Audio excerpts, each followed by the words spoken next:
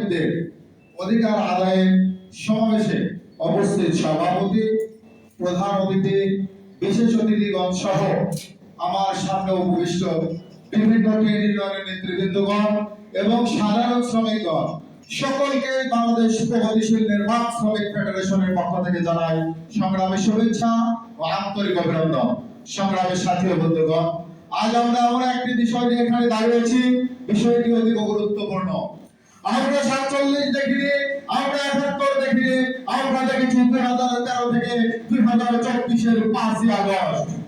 সংগ্রামী সাথী ও বন্ধুগণ, সারা পৃথিবীর সকল দেশের মতো বাংলাদেশের ক্যালেন্ডারের পাতায় 5ই আগস্ট থাকলেও বাংলাদেশের মুক্তিকামী মানুষের মনে ছিল 36শে জুলাই।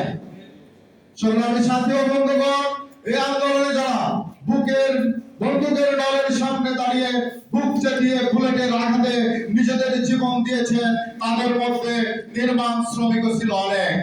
তাই আল্লাহ যেন তাদেরকে শহীদ হিসেবে কবুল করেন এবং জান্নাতের উচ্চ মাকাম দান করেন। এই আন্দোলন সংগ্রামী সাথী ও বন্ধুগণ, বাংলাদেশের মানুষের সর্বোচ্চ মত প্রকাশের এই জাতীয় প্রেস ক্লাব থেকে আমি বলতে চাই, নিজের ভালো পাগল বোঝে। বাংলাদেশের 36শে জুলাই না ঘটলে অনেকে আজ যেখানে আছেন সেখানে থাকতে পারতেন না। এত বেশি সংবিধান জিকির করিয়েন না। ৭২-এর সংবিধান মোতাবেক 36শে জুলাই ঘটে নাই। একই নির্বাচন কমিশনের অধীনে একই দিনে 2টি ভোটের একটি মানছেন, আরেকটি মানছেন না।